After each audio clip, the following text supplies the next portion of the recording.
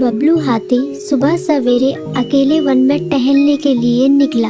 वह अपने ही धुन में चला जा रहा था। लगता था उसके दिमाग में कोई उलझन है जिसे वह सुलझाने की कोशिश कर रहा था।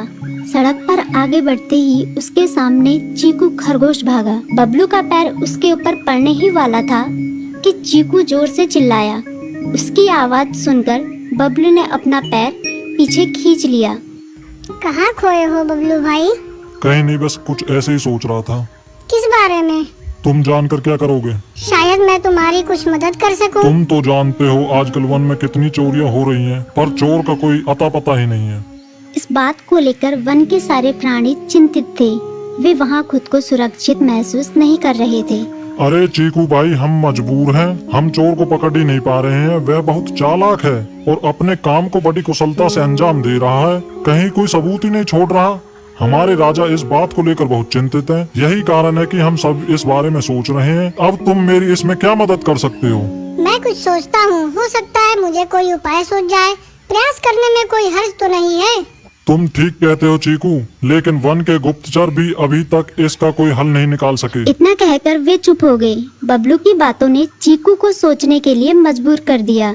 चीकू को उदास देखकर बबलू बोला, तुम अपना मन छोटा मत करो। मुझे अच्छा लगा कि तुमने मेरी परेशानी को समझा। कभी मैं भी इस वन के लिए गुप्तचर का काम करता था। एक बार मेरी टांग टूट जाने से मेरे अंदर फुर्ती नहीं रही। तब से मैंने यह काम छोड़ दिया। चीकू, तुम चाहो तो यह काम दोबारा कर सकते हो। वन के प्राणी ज्यादातर दिन में भोजन की तलाश करते हैं, वे रात को आराम करते हैं। तुम दिन रात दोनों में ही भोजन की तलाश में निकल सकते हो सकता है रात को तुम्हें कुछ ऐसी बातों का पता चल जाए जो हमारे काम की हो। हाँ बबलू, तुम ठीक कहते हो। मैं आज रात को वन में घूम कर इस बात का पता करने की कोशिश करता हूँ। थोड़ी देर बातें करके चीकू अपने बिल की ओर बढ़ गया और बबलू अपने रास्ते चला गया। चीकू के दिमाग में अभी तक बबलू की कही बातें घूम रही थी। उसे समझ नहीं आ रहा था वह बबलू की मदद कैसे करे। दिन भर वह उसी उधेड़-बुन में लगा रहा।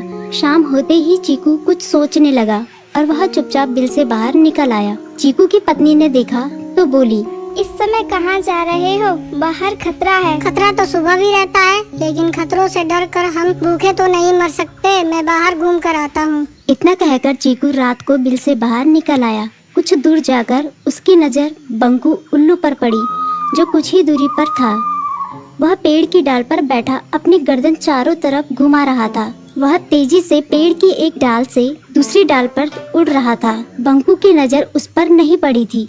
कुछ सोचकर चीकू पेड़ के पीछे से बाहर निकलकर थोड़ी खुली जगह पर आ गया और वहां से बंकू उल्लू को देखने लगा। बंकू ने चीकू को अंधेरे में भी देख लिया, पर उसने उसमें कोई उत्सुकता नहीं दिखाई और अपनी गर्दन चारों ओर घुमाता रहा। चीकू बड़ी देर तक बंकू की हरकतों पर नजर रखे रहा। वह थोड़ी देर तक खुले मैदान में खड़ा रहा, पर बंकू ने उसे देखकर भी अनदेखा कर दिया।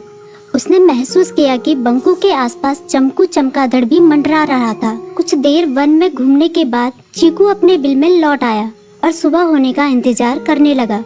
अगली सुबह बबलू उसी रास्ते में जा रहा था। रास्ते में चीकू उसका इंतजार कर रहा था। आज बड़ी जल्दी आ गए बबलू। हाँ, आजकल मुझे चिंता की वजह से नींद नहीं आती। कोई नई खबर है क्या? यकीन से तो मैं नहीं कह सकता, पर मैं तुम्हें ऐसे प्राणी का नाम बता सकता हूँ जो शायद चोरों की मदद कर रहा है। कौन है वो? बंकू उल्लू। इतना कहकर चीकू ने रात की घटना उसे ज्यों की त्यों सुना दी। इसे सुनकर बबलू का माथा ठनका। बबलू की आंखें चौंधिया गई। तुम ठीक कह रहे हो। मुझे आज रात बंकू और चमकू पर नजर रखनी होगी। इतना कहकर वे दोनों अपने अपने रास्ते चले गए। बबलू रात को अपने